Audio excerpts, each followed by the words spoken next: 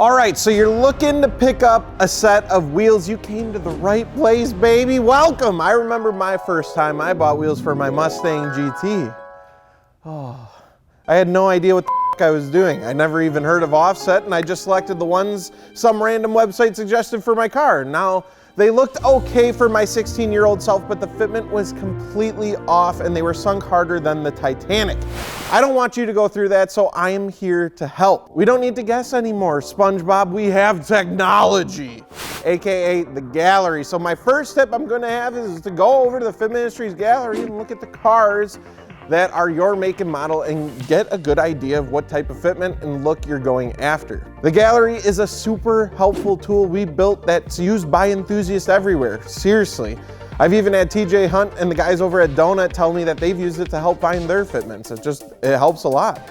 By going to the gallery, you can see all different setups made by car communities around the globe. This will get you a great start to figuring out if you want a flush, tucked, hella flush, or even poke setup. And if you're wondering what those are, we did a video covering different kinds of fitment and you can take a peek at that video. So once you figure out a direction you want to go with your build, the next thing to think about is budget. When it comes to wheels, you can literally spend an unlimited amount of money on them. The amount of customization that's out there nowadays with custom wheels is insane. Now you're probably wondering, well, they're all round, some have a couple more spokes than others, and maybe some are wider, but why is there a difference in thousands of dollars between these wheels? That's a great question. Wheels are made in all different ways and even in different materials. For example, some brands use a casting process that helps keep them affordable. There's a bit of a trade-off to this. Casting takes aluminum and heats it up super hot until it's in liquid form. Once it's there, it gets poured into a mold to get its shape, which makes for quick work making a wheel, but it's at the cost of the wheel's strength. This process makes the wheels generally heavier than a forged wheel too. By pouring the aluminum in and letting it cool, this makes the structure more porous, opposed to a forged wheel that are made from a piece of solid metal that then is pressurized and formed into its final shape so they can use less material and have a stronger overall wheel. Cast and forged wheels are kind of like cheap sushi and expensive sushi. You know how when you get the cheap sushi, it all kind of falls apart when you pick it up and the rice doesn't stick together well? But expensive sushi, it's a uniform piece that you can pick up and it stays together well because the rice was prepared by hand and compacted. Okay, so that was a bit of a stretch, but you should get the idea of what I'm talking about. Also, while I'm fat, because I always need to relate everything back to food in some way.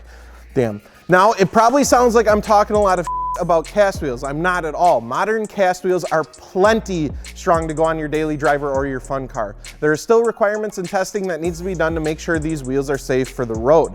Now, if you're tracking your car every single weekend and beating the absolute hell out of it and abusing it, I'd probably recommend getting a forged wheel. That makes more sense. Forged wheels are going to be a bit pricier, but for good measure. They're lighter, stronger, like I talked about before, and made with the motorsports in mind, you know? Now there is multiple different ways to cast and forge wheels and each does its own job of increasing strength and saving weight, but this should give you a good idea of what you're getting into. Also, some are even hybrids of sorts like our very own signature brand Inovia. It uses a combination of the two. If you want some places to start, cast wheels I enjoy include Kansei, Koenig, Enkei, Rotiform, BBS, and of course, Inovia. Some forged brands I really like are Volk, SSR, Work, BBS, and guess what? Still Inovia. You'll see brands offering both options because people like you and me need different wheels for different situations. All right, so you looked at the gallery, you know the difference between cast and forged. Next up is the numbers. Lots of numbers when buying wheels. Numbers weren't my strong suit in high school. Anyway, so first let's look at the wheel. There's going to be three main numbers you're going to be looking at, and they're all important. You have the diameter, the width, and the offset. Diameter is going to be how big the wheel is, like it's a 17-inch, an 18, a 19. A good rule of thumb when buying wheels is to look at your stock wheel's diameter and either get the same size or size up one. So if your car comes with 18s, there's a good chance 19s will fit too and look good, but generally speaking, staying the same diameter will be the move. Now width, obviously this is how wide the wheel is. I think it's a bit of a misconception that width of the wheel determines how much concavity or lip your wheel has, but honestly, offset is going to be a bigger factor in that.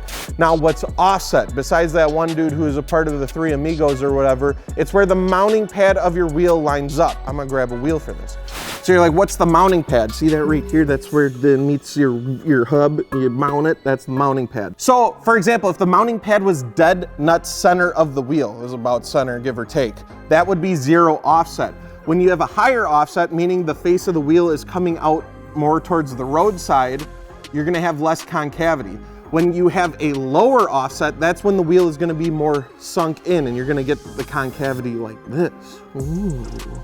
That lower or negative offset is what's going to give you more lip, more concavity on your wheels. A lot of people think that you have wheel diameter and the width and that's all you need. That's not the case.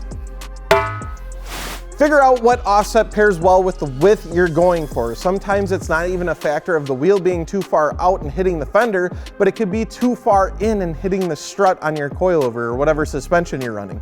Once you browse around in the gallery some more, you start picking up on how two different 18 by 9.5s can look so different. Next up though is tires, and your tire size is just as important as wheel size when getting the perfect fitment you're going after.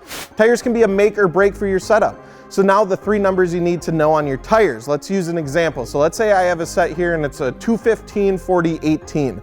The 215 is the tire's width. It's measuring across the tire in millimeters. So as that number goes up, the wider the tire gets. As it goes down, the skinnier. 40, that's your aspect ratio. The bigger this number is, the taller the sidewall of the tire is.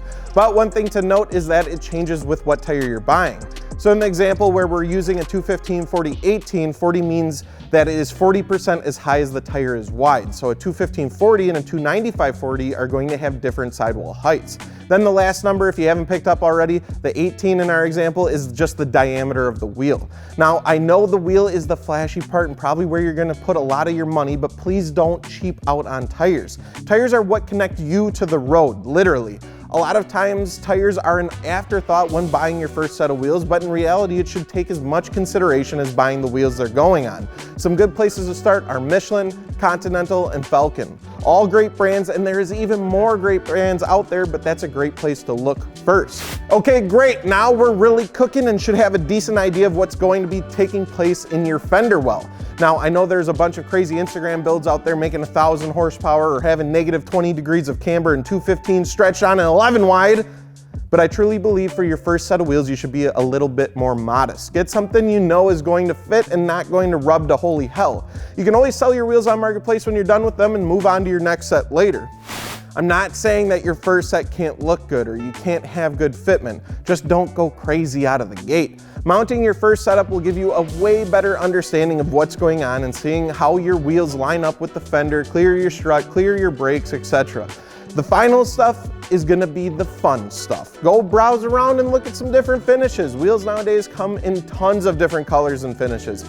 Go check out wheels that are more concave or have a step lip or a reverse lip. All of this I can't really give you advice on, it's just more personal opinion. I hope this video though helped you out, and if you have any questions at all, make sure to drop a comment on this video or just shoot us an email or a DM on Instagram, and we would love to help you out. Don't forget wheels, tires, and suspension over at fitmentindustries.com. Happy wheel hunting.